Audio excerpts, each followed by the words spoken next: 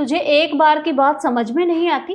अरे तुझसे हमने कहा ना कि हमारे पास इतने पैसे नहीं है कि हम तेरी बेटी का इलाज करवा सकें। फिर तू बार बार यहाँ पर क्या लेने आई है? नहीं मेम साहब, मैं कुछ लेने के लिए नहीं आई हूँ।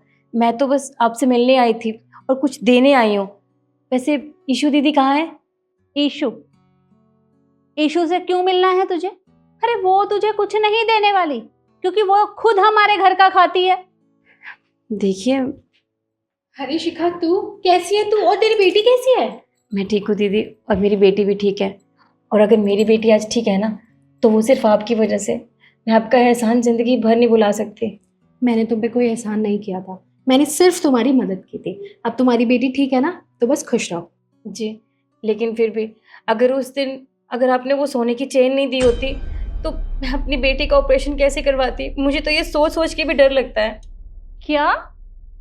सोने की चैन? अरे दिमाग खराब हो गया है तेरा? तूने अपनी गोल्ड की चैन इसे पकड़ा दी?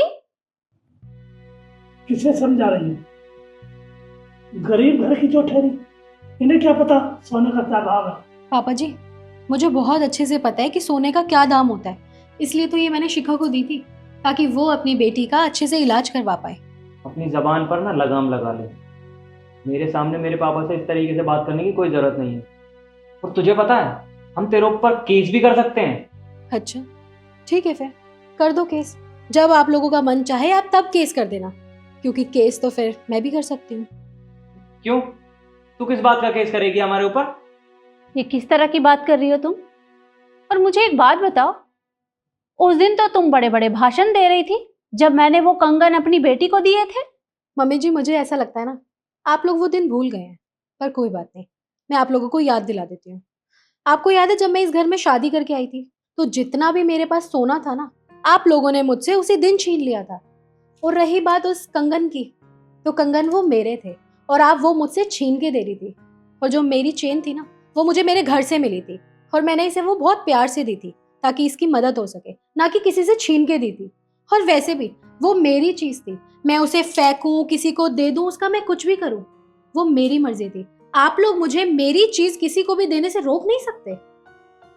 और तुम मुझे एक बात बताओ, इतने महंगे महंगे कपड़े पहनते हो, 50,000 के तुम्हारे शूज होते हैं, 25,000 की तुम्हारी शर्ट्स होती हैं, तुम इतना महंगा खर्चा अपने ऊपर कर सकते हो। लेकिन जब इसने तुम लोगों से 1 लाख रुपए की मदद मांगी, तो आप लोगों के किसी के भी पास पैसे नहीं थे। तो आप लोग मुझे बताइए, आप लोगों के बैंक बैलेंस का क्या फायदा जो किसी की मदद नहीं कर सकता। मम्मी जी, अमीरी ना पैसों से नहीं, दिल से होती है। 7 साल से हमारे घर में काम करती है, हर टाइम हमारे लिए खड़ी रहती है।